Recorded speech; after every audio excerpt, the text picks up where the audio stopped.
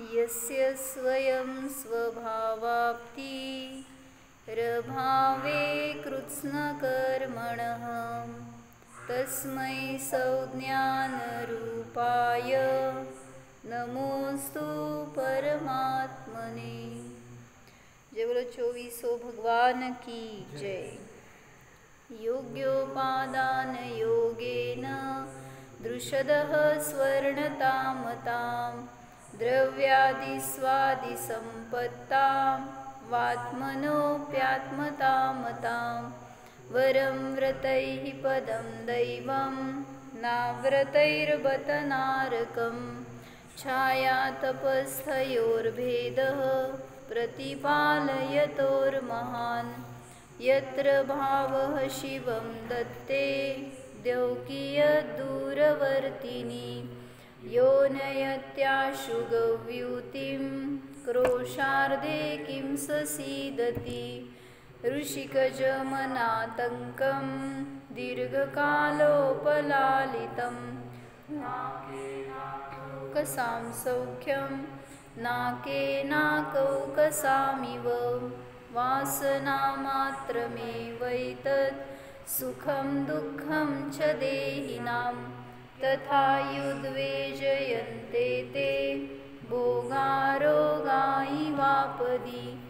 मोहेन संवृतं ज्ञानं स्वभावं लभते नहि मत्तः पुमान् पदार्थानां यथा मदनको द्रवै वपुर्गृहं धनं दारा पुत्रा मित्राणि शत्रवः सर्वथान्यस्वभावानि मूढः स्वानि प्रपद्यते।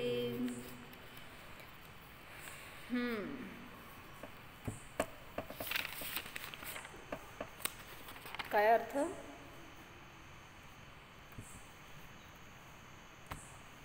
मोही जीवाची मान्यता कशी असते त्याच्यासाठी या श्लोकामध्ये सांगतायत की तो कशा कशाला माझं म्हणतो किंवा मी म्हणतो, मी आणि माझं. अहमेदम मेदमहम अशी घेतली ना गाथा, समयसारची 20 नंबरची गाथा. हे मी आहे आणि हे माझं आहे किंवा मी त्याचा आहे अशी जी काही बुद्धी आहे ती सगळी मूळ जीवाची मान्यता आहे. चालते शुद्ध. तर काय काय मानतो तो, कशा कशामध्ये माझं आणि मीपणा मानतो. शरीर, घर, धन, स्त्री. नाही का पुस्तक हे का 8वा श्लोक आहे. वपू म्हणजे शरीर, गृह कोणाचं गृह, शरीराचं घर, ते माझं घर. धन, स्त्री, मग आता तिथं पुरुष पण समजून घ्यायचं, पुरुषच्या अपेक्षेने स्त्री, स्त्रियाच्या अपेक्षेने पुरुष. पुत्र, मित्र, शत्रू हे सर्व अन्यथा स्वभाव आले असताना मूळ जीव त्याला स्वानी प्रपद्यते, स्व असं मानतो आणि प्रवृत्ती करतो, म्हणजे त्यालाच आपलं सर्वस्व मानतो. म्हणून सांगतायत की ते तुझं स्व नाही. म्हणून त्यांनी समयसारच्या 207-8 गाथेमध्ये सांगितलं असं काय, न मम इदम स्वम न अहमस्य स्वामी. काय म्हणले हो गीता ताई? दोन वाक्य ठेवायची ध्यानामध्ये. काय सांगितलं? न मम इदम स्वम म्हणजे काय बघायचं का? बघा हां, समयसारची 207-8 गाथा असेल बहुतेक. 207 मध्ये आलंय का ते वाक्य? आलंय का बघा. हो, चक्क मिळालं तुम्हाला लगेच. मी लिहून घेतलेलं आहे ना ते मागे तुम्ही सांगितलं तेव्हा. हां, 207 गाथेमध्ये आलंय, टीकेमध्ये आहे बघा. काय सांगितलं? ज्ञानी पराला परिग्रह मानत नाही आणि ग्रहण करत नाही, आणि याच्या बरोबर विरुद्ध आहे तो अज्ञानी आहे. तो काय मानतोय? पर किंवा परिग्रह हे मी आहे आणि माझं आहे. त्याच्यासाठी त्यांनी टीकेत सांगितलं काय, यतः ही ज्ञानी. मिळालं? त्याच्यामध्ये नसेल. जयसिंहाचार्यांची ती टीका.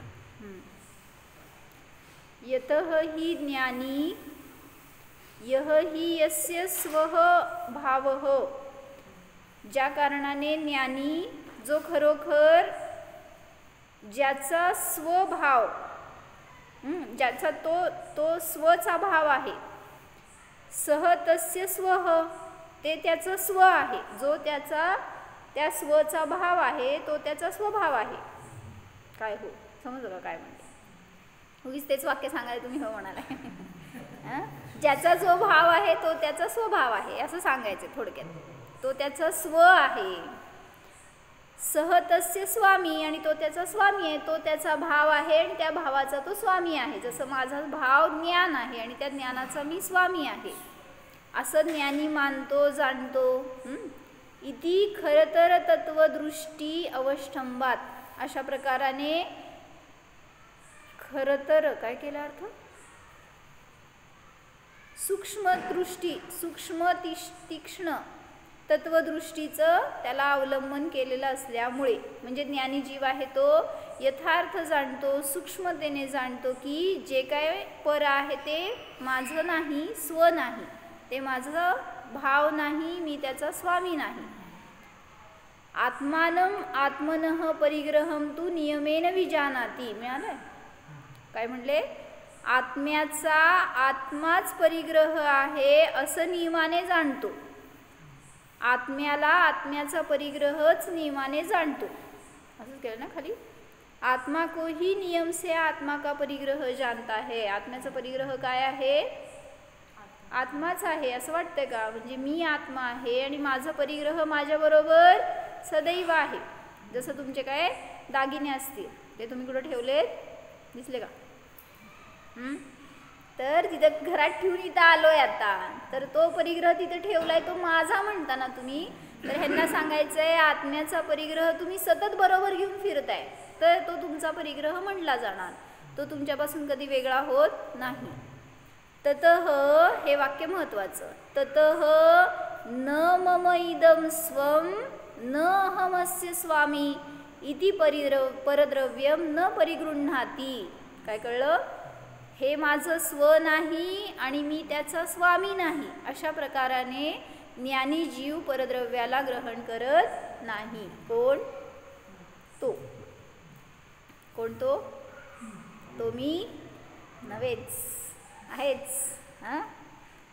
न मम इदम स्वम, इदम म्हणजे हे. न मम इदम स्वम, हे माझं स्व नाही आणि न अहमस्य स्वामी. म्हणा तेवढं वाक्य. न मम इदम स्वम न अहमस्य स्वामी. म्हणा माझं घेऊन. न मम इदम स्वम, कुठे दाखव भैया? न अहमस्य स्वामी. मी म्हणते असं म्हणा, जाऊ दे. न मम इदम स्वम, मम स्वम न अहम अस्य स्वामी. हां, इंग्लिशमध्ये नाही येते, इंग्लिशमध्येच वाचायला लागले. इंग्लिश मीडियम आहे का? असू दे, तरी पण येते, मराठी पेपर वाचता मिळते. तर हे माझं स्व नाही आणि याचा मी स्वामी नाही. आता समोर कुठलंही परद्रव्य घ्या. आता ही जी गाथा घेतली ती सगळी ह्याच्यामध्ये लावायची. वपुः सांगा, ह्याच्यामध्ये कसं लावणार? न मम इदम स्वम न अहमस्य स्वामी. कुठं बघून म्हणताय हो? आरशात बघा आणि म्हणा. काय? आरसा नव्हे, त्यात दिसणारं ते शरीर. न मम इदम स्वम, हे माझं स्व नाही. न अहमस्य स्वामी, मी याचा काय स्वामी. म्हणजे त्याच्यावर माझा अधिकार नाही. दुसरं वपुर्गृहम, घरामध्ये गेल्यावर काय म्हणायचं? म्हणा. न मम इदम स्वम न अहमस्य स्वामी. खिशात पैसे आहेत का? खिशात पैसे आहेत का? पैसे आहेत. हातात घेऊन म्हणायचं न मम इदम स्वम. बया काय असं स्वाहा व्हायला पाहिजे मग. हातातलं सोडा तिथल्या तिथं सुटायला पाहिजे. म्हणजे मान्यतेतून सोडा हे सांगतायत. हातातून सोडा नाही, सोडा चांगली गोष्ट सुटलं तर, पण आपली मान्यता आहे ना, हे माझं स्व, हे याचा मी स्वामी. म्हणून असं परद्रव्याला, परिग्रहाला जीव जोडत राहतो आणि त्याच्यामध्ये अपनत्व करतो. यह लोकरीती है की, भावार्थ है ना खाली, समझदार सयाना पुरुष दूसरे की वस्तु को अपनी नहीं जानता, उसे ग्रहण नहीं करता. इसी प्रकार परमार्थ ज्ञानी अपने स्वभाव को ही अपना धन जानता है, पर के भाव को अपना नहीं जानता, उसे ग्रहण नहीं करता. इस प्रकार ज्ञानी पर का ग्रहण सेवन नहीं करता. किंवा ह्याच वाक्याला उलटं लावा, जो पर का ग्रहण सेवन नहीं करता वह ज्ञानी है. आणि याच्या उलटं, जो पर का ग्रहण सेवन करता है वह मैं हूँ. म्हणा की, हां तुम हो, असं मलाच म्हणाल. वह अज्ञानी है, एवढं त्याची ओळख करून देत आहेत की तो मूढ आहे. सगळ्याला माझं माझं म्हणतोय ना, जेवढं त्याच्यामध्ये अडकणार आहे, जेवढं त्याला माझं म्हणणार आहे, तेवढं स्वतःपासून दूर जाणार आहे. तेवढं एक एक स्टेप आपण त्या मोक्षापासून दूर जातोय, समजून घ्या. जेवढा परिग्रह गोळा करणार आहे ना, तेवढा मोह वाढणार. जेवढा मोह वाढणार तेवढा संसार वाढणार. किती परिग्रह वाढवलाय? एक चप्पल लागते तर घरात 4 जोडी असतात. किती आहेत? कपडे 4 जोडी लागते तर 10 जोडी असतात. म्हणजे जेवढं वाढवत जाणार आहे तेवढं. आणि ते जरी फाटलं, तुटलं, लहान झालं, नाही वापरत तरी सुद्धा ते माझं म्हणून जेव्हा परिग्रह असतो ना ज्ञानामध्ये, तोपर्यंत तो मोह बरोबर राहणार. म्हणून सांगतायत, जेव्हा असं ते काढून टाकले ना कपडे, जेव्हा त्या त्यागी झाला, कोणी जीव मुनी झाला, किती त्याच्याबद्दल त्यांना विचार असतो. बघितले का कधी दीक्षा? असं दाखवतात ते व्हिडिओ आलेले. असं ते घालतात दागिने वगैरे त्यांच्या अंगावर आणि ते काढून असे टाकतात. त्यांना त्याचं काय नसते, मागच्यानं काय वाटत असेल, खरे असेल ना दागिने, ते खोटे घालत नसते त्यावेळेस. आणि मग सगळे कपडे देणार टाकून, ते दागिने काढून टाकून देणार, असे टाकतात ते. ज्याला मिळालं त्याचं लोक ते घ्यायला धडपडते. जे त्यांनी सोडलं ते तुम्ही घ्यायला धडपडता. म्हणजे त्यांना संसार सोडायचा आहे आणि तुम्हाला धरायचं आहे. काय म्हणते? नाही की सांगाले की, म्हणून तर तुम्हाला ज्याला मिळालं त्याचे, म्हणून तर सगळे पुढं बसतात. त्यासाठी जातात लोक. बरोबर आहे. तुमची दृष्टी तिकडंच आहे बिचारे, टाकणाऱ्याकडं नाही आहे, घेणाऱ्याकडंच आहे. त्यांनी जे टाकलं ते तुम्ही टाका हे सांगतोय आम्ही. म्हणजे त्यांनी जसं म्हणलं ना, तीर्थंकरांनी किती सोडलं, चक्रवर्तींनी किती सोडलं, त्या सगळ्याला आम्ही घ्यायला बसलोय. षटखंड सोडला त्याला, त्याच्यामध्ये किंचित पण सारभूत काय दिसलं नाही आणि त्याला आपण लगेच ग्रहण करायला बसलोय. ज्याच्यामध्ये जे निस्सार आहे, जे काथ्याकूट आहे, जे काय म्हणायचं वेस्ट आहे, त्याला आपण ग्रहण करतोय आणि त्याला माझं म्हणतोय, त्याचे स्वामी बनायला जातोय. तर मोह कसा संपणार? तर काल बघितलं होतं काय, म्हणून एक वाक्य आलं होतं, सांगितलं इथं की एका स्मशानभूमीवर लिहिलं होतं एक वाक्य. काय म्हणले? मेरी मंजिल यही थी, यही तक थी, मेरी मंजिल यही तक थी, आते आते जिंदगी निकल गई. कहाँ तक थी? कहाँ है? स्मशानभूमीपर्यंत जाताना काय झालं? सगळं सोडून आला होता जगामध्ये आणि पुन्हा गोळा करून करून त्या स्मशानापर्यंत जाईपर्यंत सगळं सोडावं लागलं तुम्हाला. म्हणजे गोळा करायला आयुष्य गेलं आणि ते अचानक सोडावं लागलं सगळं. सुटलं नाही, सोडावं लागलं. म्हणून सांगतायत काय करा, ज्ञानपूर्वक सोडा, तर तिथं आकुलता होणार नाही, दुःख होणार नाही.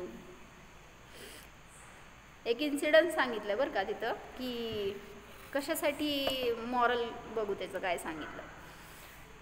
लहान मोठ्या समस्यांमध्ये हा जीव स्वतःला अडकून घेतो आणि मग सतत दुःखी राहतो. त्या परिग्रहामध्ये स्वतःला अडकून घेतो आणि दुःखी राहतो. दिवसभरामध्ये अनेक वाईट प्रसंग येतात आणि मग त्या वाईट प्रसंगांना आपण काय करतो, आपल्या जीवनाचा हिस्सा बनवतो.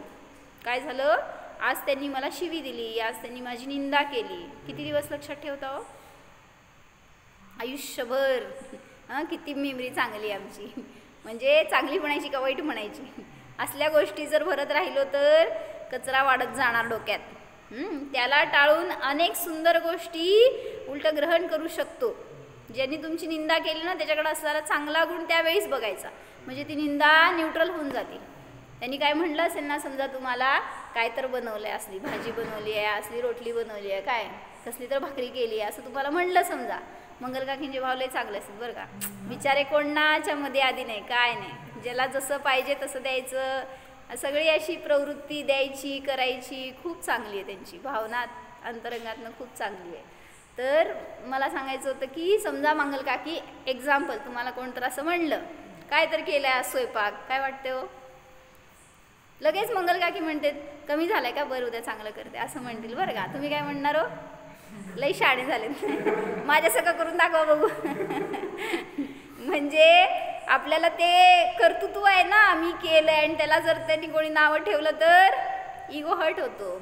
म्हणून सांगितलं की असं अनेकांच्या चुकीच्या गोष्टी आपण धरून ठेवतो आणि त्याला आयुष्यभर घोळत ठेवतो डोक्यामध्ये. त्याच्या निमित्तात सहजतेने अशुभ कर्म बांधतोय, पाप कर्म बांधतोय निरंतर. म्हणून अशा गोष्टी सोडा, टाळा, चांगल्या गोष्टींचं स्मरण ठेवा, हे सांगायचं होतं. तर त्यांनी एक इन्सिडन्स सांगितला की सॅम बहादूर नावाचं एक फिल्म आलं होतं, माहीत आहे, म्हणजे मी आपलं एक ट्रेलर दाखवलं होतं त्यात बघितलेलं. तर त्याच्यामध्ये त्यांनी एक इन्सिडन्स सांगितला की तो कोणीतरी काय होता, मेजर होता. हां, तर तो जिथं फील्ड मॅनेजर म्हणून होता का, काय फील्ड काय म्हणायचं त्याला, फील्ड मार्शल असं काहीतरी त्याला म्हणलं होतं ना. तर त्याची तशी पोस्टिंग होती. आणि एक दिवस काय झालं की तो त्या ग्राउंडवर बघत होता, तर तिथे एक टीम होती आणि आपलं काय परेड वगैरे काय करत असेल, तिथं व्यायाम करत असतील, आणि त्यांचा एक लीडर होता समोर उभारलेला. तर त्याला एका ज्युनियरबद्दल म्हणे चीड आली होती, राग आला होता काय तर असं. त्यामुळं त्यांनी त्याला दंडित करण्यासाठी सांगितलं की तू मला 100 का काय 1000 सॅल्यूट मारायचे. का तर तो आल्यावर ह्यांनी सॅल्यूट केला नव्हता, म्हणून त्याला पनिशमेंट म्हणून काय केलं म्हणे की 100 का किती 1000 वेळा सॅल्यूट करायचं असं सांगितलं. मग तुला मी ही पनिशमेंट दिली आहे, तुला करावं लागेल. आता ते ज्युनियर होता, त्याला त्यांनी ॲक्सेप्ट केलं आणि ते करत करत राहिला होता. आणि त्यावेळेस तिथून हे सॅम बहादूर चालले होते म्हणे. आणि मग त्यांनी विचारलं काय चाललं इथं. मग लगेच तो होता तो ह्यांचा ज्युनियर, जो तिथला मेन होता तो सॅमचा ज्युनियर होता. त्यांनी सांगितलं की म्हणला ह्यांनी अपराध केला आणि मला आल्यावर मी सिनियर असताना पण मला सॅल्यूट केलं नाही, मग म्हणून मी त्याला पनिशमेंट दिली आहे की त्यांनी 1000 वेळा सॅल्यूट करायचं. मग आपलं सॅमनी काय सांगितलं म्हणले बरोबर शिक्षा दिली आहे तुम्ही, काय असं करायला नको आहे की सिनियर समोर आला म्हटल्यावर तुम्ही त्याचा विनय करायला पाहिजे आणि तुम्ही द्यायला पाहिजे, म्हणून तू ते कर असं त्यांनी त्याला सांगितलं. पण याच्याकडे बघून सांगितलं सॅल्यूटचं स्वीकार सॅल्यूटनी करायचं असतं. आता काय करायचं कळलं का काय सांगितलं. म्हणजे आता काय करायचं होय ना. म्हणजे चांगल्या गोष्टी असं ग्रहण करायला पाहिजेत. काय केलं ह्यांनी, त्यांनी याला ओरडलं असतं तर असं कुठं शिक्षा द्यायची असती का, कसं बरोबर त्यांनी त्या प्रसंगाला सांभाळून घेतलं. मग तसं आपल्याला पण आपल्या जीवनामध्ये अनेक प्रसंग येतात ज्याला सांभाळावं लागतं. आपण लगेच त्याचा क्रोध करून बसतो, त्याच्याविषयी द्वेष करतो. असंच अजून एक इन्सिडन्स सांगितलं आहे म्हणले त्यात की ते रिटायर झाले होते सॅम, आणि काय त्यांनी हॉस्पिटलमध्ये ॲडमिट होते, तिथे त्यांची ट्रीटमेंट चालू होती आणि त्यांना भेटायला म्हणून अब्दुल कलाम गेले होते राष्ट्रपती. आणि ते लेटलेले होते आणि हे जाऊन त्यांच्या बाजूला खुर्चीवर बसल्यावर आपलं बोलतायत, त्यांची काय चर्चा चालली आहे अशीच, आणि त्यांचं काहीतरी FD का काय म्हणायचं PF त्यांचं राहिला होता द्यायचा, तो होता करोडमध्ये आणि त्यांनी दिला नव्हता म्हणे, का घेतला नव्हता ह्याने, असं काहीतरी झालं होतं. मग त्यांनी विचारलं असं सहज की तुम्हाला इथं काय प्रॉब्लेम आहे का, सगळी व्यवस्था नीट आहे का, असं राष्ट्रपतींनी त्यांना विचारलं. मग ते म्हणले की नाही, मला सगळं व्यवस्थित आहे इथं.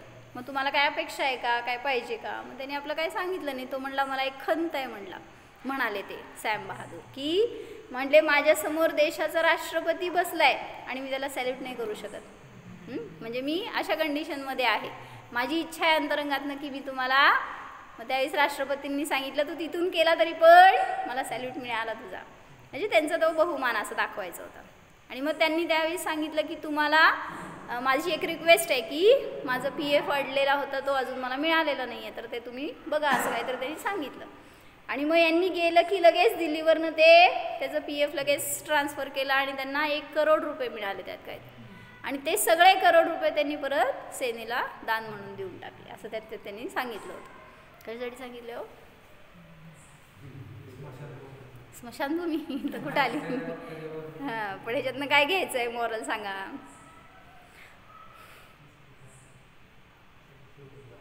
म्हणजे चांगल्या गोष्टी सगळ्याच्यातनं ग्रहण करायला पाहिजेत. आपण काय ग्रहण करतो, सगळ्यातून वाईट गोष्टी ग्रहण करतो आणि त्याचं धारणा करतो. त्याच्या निमित्तात आपलं आयुष्य कसं होतंय, उलटं मलिन होऊन जाते. म्हणून सांगतायत काय करा, त्याचा पण मोह झाला. चांगल्या गोष्टी धरत नाही, वाईट गोष्टींना धरतो. म्हणजे त्या वाईट गोष्टींचा आपल्याला मोह झाला आणि त्याच्या निमित्तात त्याचं फळ नियमाने दुःख मिळणार. काय म्हणले होते वाक्य, मग काय म्हणायचं, ते धन समजा तुमच्या हातात आलं असतं, काय म्हणलं असता न. हां, म्हणा की म्हण नेमती. न मम इदम स्वम न अहमस्य स्वामी. म्हणजे आपल्या हातात असं कोण देणार नाही आहे, कारण तुम्ही असं म्हणणारे नाही आहे, माहिती आहे सगळ्यांना. पण संस्कार तरी करा की जे काय माझं नाही आहे ते जर माझ्या हातात आलं, माझ्या समोर आलं, तर हे माझं नाहीच. एवढ्यावर चिंतन करायचं आणि उद्या मला सांगायचं आहे काय. सगळीकडे जावा, तिथं म्हणा ना, जाऊ देत म्हणा तरी ॲटलीस्ट संस्कार स्वतःवर करा. घरात प्रवेश केला म्हणायचं काय, न मम इदम स्वम न अहम अस्य स्वामी. सगळे तुम्ही घरात बसलाय ना, तर घरात बसलेल्यांनी असं म्हणा. ॲटलिस्ट त्या घराकडं बघा, त्या परमाणूकडे बघा, कोण माझा आहे. खरंच बघायला लागले दिसलं का कोण. म्हणजे ते माझं नाही आणि मी त्याचं स्वामी नाही. स्वामी असतो तर ते रंगायला ते झडायला नको, ते काय तिथली खिडकी पडायला नको, काय तुटायला नको, सगळं माझ्यानुसार व्हायला पाहिजे. मी जर त्याचा स्वामी तर कुठं परिणमन माझ्या अधीन आहे त्याचं. म्हणून ते माझं स्व नाही, मी त्याचा स्वामी नाही. पुढं दुकानात गेल्यावर काय म्हणायचं, म्हणा खरं संस्कार होतात ते आपल्यावर आणि ॲटलिस्ट त्या संस्कारांनी तर सुटेल. असं तर सुटत नाही आहे काय. किचनमध्ये गेल्यावर काय म्हणायचं,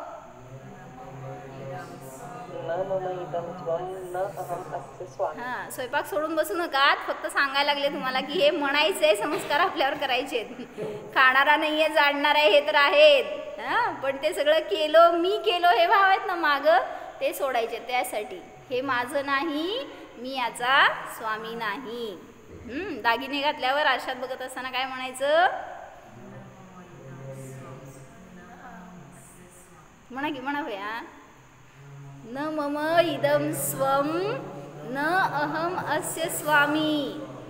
आता तुम्ही सांगा एक कंडिशन मी तिथं म्हणणार आहे. कुठं म्हणायचं,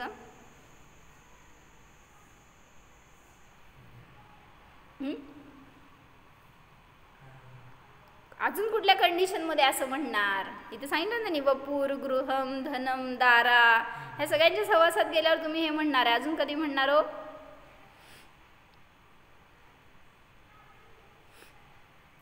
मित्र शत्रू हे सगळं घेतलं ना. आपल्या परिवाराच्या सोबत आहोत, मित्रांच्या सोबत आहोत, त्यात कोणी त्या मित्रांचं कौतुक केलं समजा तुमच्या समोर, किती चांगले फ्रेंड्स मिळालेत तुम्हाला, असं काय तर म्हणलं नेमकी काय म्हणणार, माझेच आहेत. तिथं त्यांच्याविषयी पण आपल्याला मोह. न मम इदम स्वम. तर शरीर जेव्हा माझं म्हणतो त्याच्याबरोबर हे सगळे आपल्याशी जोडले जातात, हे सांगायचं आहे. जो बुद्धिमान पुरुष होते हैं वे भी शरीर की सेवा करते हैं, वे भी स्वस्थ रहने के उपाय बनाते हैं, संयत भोजन करते हैं, संयमित दिनचर्या करते हैं, सब कुछ स्वास्थ्य ठीक रखने का प्रोग्राम रखते हैं। लेकिन शरीर की यह सेवा अपना मोह पुष्ट करने के लिए नहीं करते। कोण? ज्ञानी जीव सगळं करतोय तुमच्यासारखं, पण त्याचा उद्देश लक्ष वेगळा आहे, आपलं लक्ष वेगळं आहे। आपलं लक्ष काय? आपलं कशा? तुमचं लक्ष काय? बर, आपण स्वतः पडताळा की मुनींचं ध्येय काय आहे, मुनी आहार करतायत तर त्यांची चिंतनधारा काय आहे आणि आपली काय असते। जेवताना काय विचार असतात मंगल का की खायचंय खायचंय खायचंय, हे खाऊ का ते खाऊ, काढणाऱ्या नाही जाडणार आहे। असू दे, ते आपल्या या चार भिंतीत ठेवू नका, आपल्या सगळीकडे ते वाक्य बरोबर घेऊन फिरा, त्याची जाणीव ठेवा सतत। तर अज्ञानी जीव त्या सगळ्या दिनचर्येमध्ये मोह पुष्ट करतो आणि ज्ञानी जीव भलेही सगळं कार्य तसंच करतोय पण तरी सुद्धा त्याच्याशी त्याचा मोह नसतो। किंतु इस शरीर को सेवक समझकर इस शरीर से कुछ अपने आत्मा की नौकरी लेना है। काय? नौकर कोण आहे? मालिक कोण आहे? बायको मालक आणि मी नोकर, शरीर नोकर। म्हणजे सांगायचंय की तिथं शरीराला नोकर बनवा, पण ऍक्च्युली माताजी सांगतात काय, मालिक छे नोकर, मालक आहे तो नोकर बनलाय। कोण मालक? आत्मा मालक आहे। हे शरीराला नाचवायला पाहिजे मी, पण मी काय करतोय, त्या शरीरानुसार नाचतोय। असं वाटतंय का? कधी नाचला सांगा? भूक लागली की नाचलो, झोपतो तेव्हा, जेवतो तेव्हा, शरीराकडूनच नाचतोय की। म्हणजे सगळीकडे दिवस रात्र नाचच चालू आहे आपला। म्हणून सांगतायत काय करा, शरीराला नाचवा, आपण नाचू नका त्याच्या मागं, कारण शरीर हे आपलं नोकर आहे म्हणतायत। शरीराला आपल्या अधीन ठेवा, शरीराच्या अधीन होऊ नकात, नाहीतर मग शरीर तुम्हाला अनेक भवामध्ये त्रास देणार। शरीर को सेवक समझकर इस शरीर से कुछ अपने आत्मा की नौकरी लेना है। कसं काम करून घ्यायचं सांगा शरीराकडून? तुम्ही मालक आहे ना, तर तुम्ही काम कसं करून घेणार? ध्यान करून, अजून संयम करून, अजून तुम्हाला करावं लागणार आहे सगळं, मला सांगू नका, मी करते। मंगलाबेन काय करायचं? शरीराकडून काय करून घ्यायचं? आपल्या अधीन कोणी नोकर असेल तर आपल्याकडून आपण त्याच्याकडून सगळी कामं करून घेतो, तसं शरीराकडून काय काम करून घ्यायचं?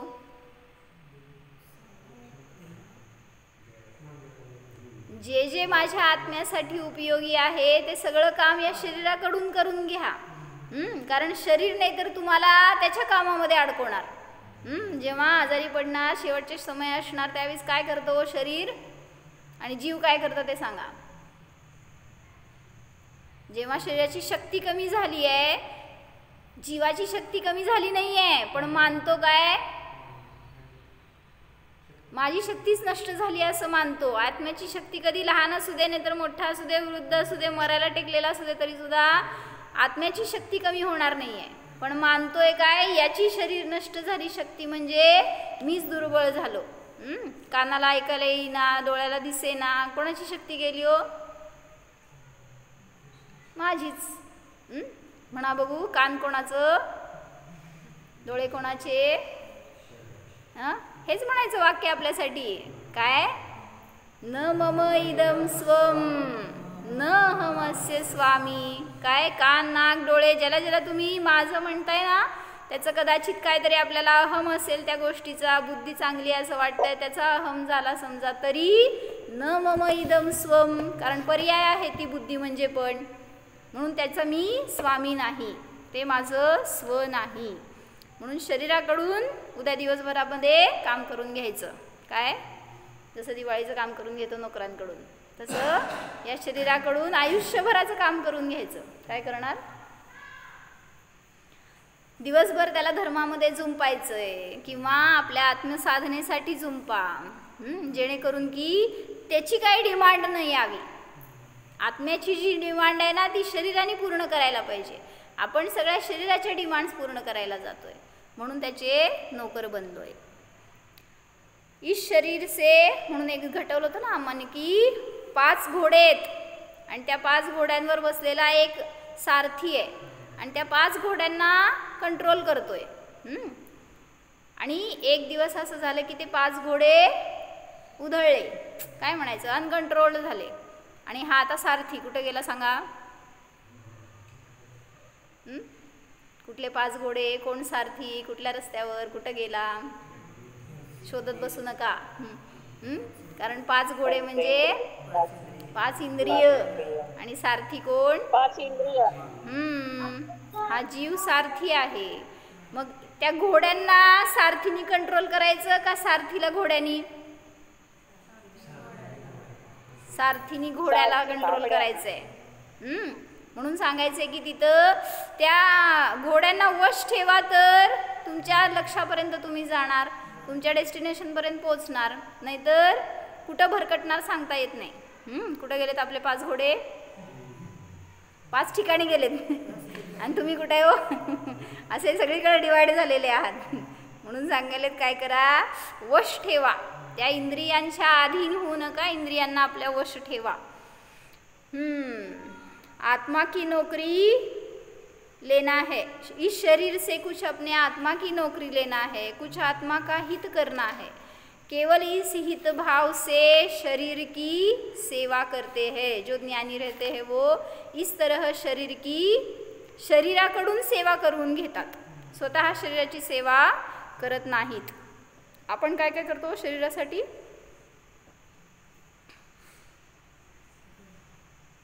तर त्यांनी एक प्रश्न विचारलाय, सांगा एंटरटेनमेंट आणि सेलिब्रेशन मध्ये काय फरक असतो?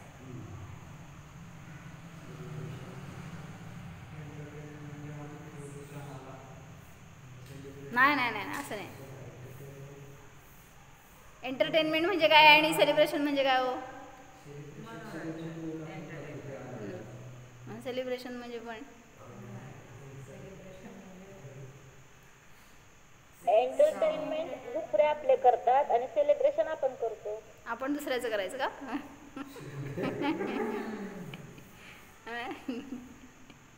काय म्हणला सविनय भैया, मला बोलून सांगा, मी काय चॅट वाचू शकत नाही तुमचे.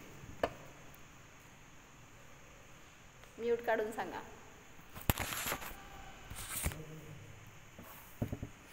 एंटरटेनमेंट म्हणजे काय आणि एंटरटेनमेंट म्हणजे करमणूक ना. हा, आणि सेलिब्रेशन म्हणजे साजरा करणे किंवा अभिनंदन करणे. झालं की तेच झालं की मग करमणूकच आली त्याच्यात पण. हां मला सांगा. योगिता बेन कुठल्या शास्त्रात आहे असं विचाराल मला.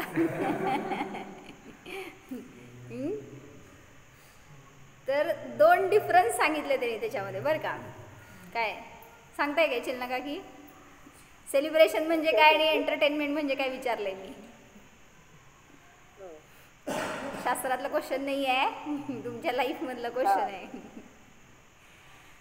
तर क्रिकेट मॅच बघताय समजा, तर ती मॅच जिंकली, काय झालं?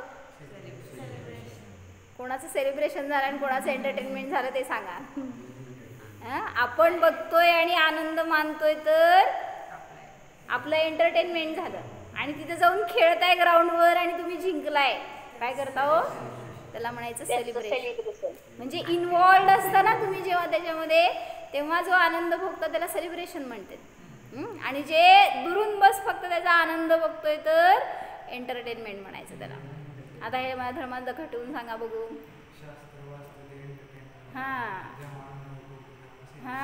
अनुभव करतोय तेव्हा सेलिब्रेशन बेस्ट. आणि दुसरे अनुभव घेते हे बघतोय, देवाकडे बघतोय ते. आता हे सांगितलं ना वाक्य, न मम इदम स्वम न हमस्य स्वामी. सांगा हे वाक्याचं सेलिब्रेशन कोण केलंय आणि एंटरटेनमेंट कोण करतंय? म्हणजे जेव्हा लिहिलं ना आचार्यांनी ते वाक्य, तेव्हा त्यांनी स्वतः त्याचा अनुभव घेतलाय, तो आनंद घेतलाय. त्यांनी सेलिब्रेट करतायत आणि ते तुम्हाला दाखवतायत, तुम्ही आणि त्याचं आपण एंटरटेनमेंट entertainment करताय. करतो. हां, म्हणून सांगतायत स्वतः सेलिब्रेट करा त्याचं उलट, तर तुम्हाला जास्त आनंद येईल. भगवंतांचं दर्शन करतोय, सांगा ते सेलिब्रेशन करताय, दिसले का दीनाथ भगवानवर? मस्त केवल ज्ञानामध्ये सेलिब्रेशन चालू आहे त्यांचं. तुम्ही काय करताय हो? बस बाजूला बसून हात जोडून. मग कधी सेलिब्रेट करणार तुम्ही? जेव्हा असं वाटलं की मला पण तसं सेलिब्रेशन करायचं आहे तर त्यांच्याजवळ जाऊन बसणार, नाहीतर चाललंय आपला हात जोडायचं आणि डोकं टेकवायचं आणि दुरूनच सेलिब्रेशन. म्हणजे एंटरटेनमेंट चालली आहे आपली. पण तो आनंद जेव्हा आपण शिवभाव म्हणजे एंटरटेनमेंट हां आणि शुभभाव म्हणजे शुद्ध भाव. बरोबर, बेस्ट, बरोबर सेलिब्रेशन केलंय. जेव्हा त्यातून खरा आनंद येणार तेव्हा तुम्ही त्याला सेलिब्रेट केला असं म्हणलं जाणार. पण जेव्हा परसापेक्षा आहे किंवा त्याच्यामध्ये त्रुटी आहे किंवा ते पराधीन आहे तर त्याला म्हणलं एंटरटेनमेंट. म्हणून आजपर्यंत आपण असं बाहेरच राहिलो आहे, कधी आत त्याचा भोग घेतला नाही आहे. सगळं वाचतोय ऐकतोय ना, सगळं त्या आचार्यांचं आहे, त्या भगवंतांचं आहे, त्या आर्यंत सिद्धांचं आहे. आपलं त्याच्यामध्ये काही नाही आहे जोपर्यंत आपण स्वतः प्रॅक्टिकल करत नाही. म्हणून सांगतायत काय करा, प्रॅक्टिकल करा आणि अनुभव घ्या, आनंद घ्या, तर आपण पण त्याचं सेलिब्रेशन केलं असा अर्थ होईल. वाक्य सांगा, मला एकदा चिंतन करायचं दिवसभरात, उद्या चिंतन करून मला सांगायचं आहे. असं मी तुम्हाला कालपर्यंत लई काय काय वाक्य सांगितली आहेत, काय तुम्ही मला रिप्लाय देत नाही? हां सांगा योगिता ताई. न मम इदं स्वं न अहम अस्य स्वामी. असं माझ्यासमोर म्हणू नका, दिवसभर तुमच्यासाठी तुम्ही म्हणा आणि सगळ्या गोष्टीमध्ये त्याचा अनुभव घ्या. म्हणा भैया. मम स्वम म्हणजे कुठं दुःखी होणारच नाही. हां, न अहम अस्य स्वामी. असं बघा, करून बघा ना प्रयोग, काय आपल्याला अनुभव येतो. आणि येणार तर चांगलाच अनुभव येणार. नेप्ती काय विचार करायचा आहे? स्वम न अहम अस्य स्वामी. उद्या आंघोळ करताना विचार करा, आपले कपडे घालताना, आरशात बघताना, सगळीकडे आपल्याला तो अनुभव होऊ दे. शब्दात नको पण अनुभवात येऊ देत, तर आपल्याला त्याचा आनंद सहज भोगता येईल. ओ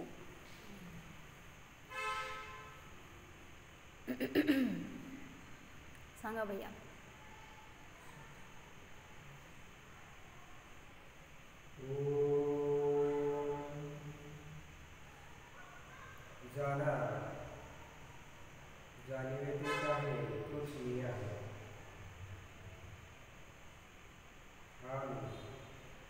चैतन्य स्वरूप आहे.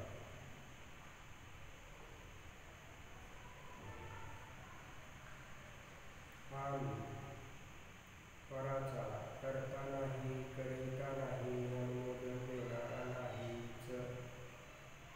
मी फक्त जाणणारा न्याय स्वरूपी आत्मा आहे.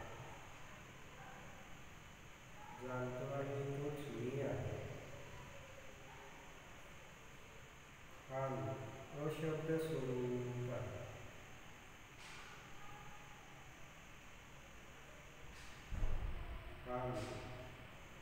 निर्मोही आहे. मोह करणारा नाही, राग करणारा नाही, द्वेष करणारा नाहीच. मी फक्त न्यायक आहे.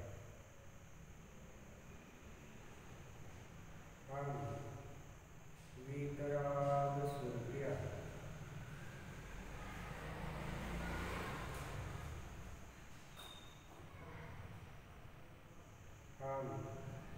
निर्मल स्वरूप आहे.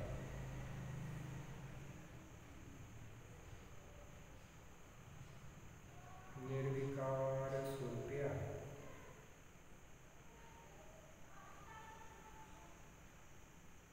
निशंकित आहे. जाणतो तोच मी आहे.